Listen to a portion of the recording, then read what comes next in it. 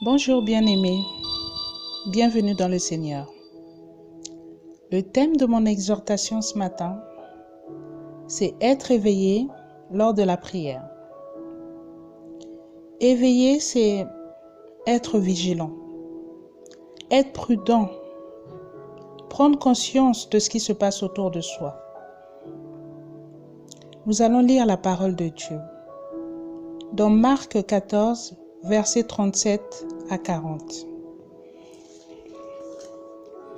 La parole de Dieu dit: « Il vint vers les disciples. Il trouva endormi. Et il dit à Pierre: « Simon, tu dors.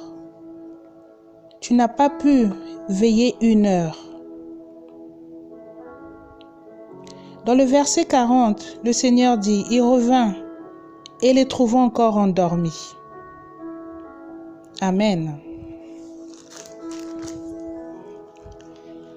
Ici, Simon et les autres apôtres dormirent pendant que Jésus priait. C'est un signe de manque de respect vis-à-vis de notre Dieu. C'est un signe de paresse. C'est un relâchement.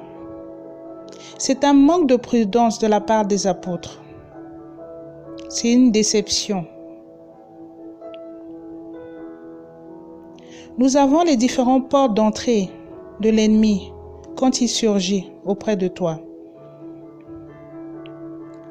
Il profite les moments où tu es désobéissant par rapport à Dieu.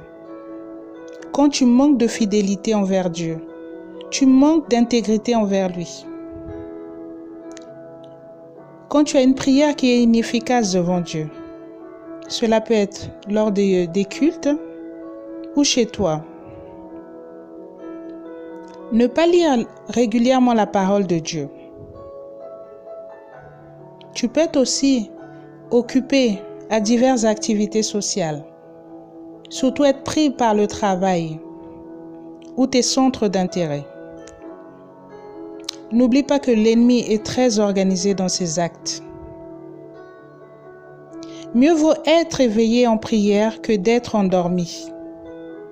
Car être endormi, il y a des conséquences.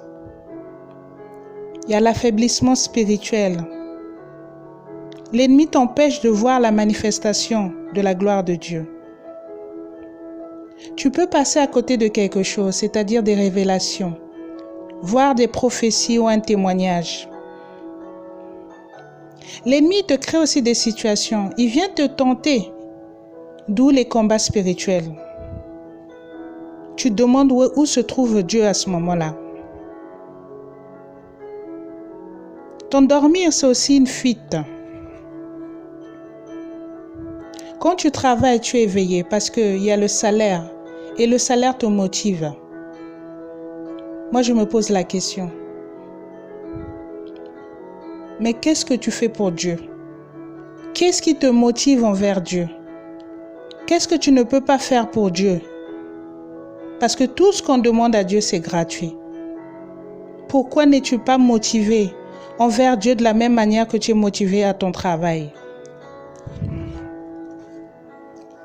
As-tu une maladie du sommeil?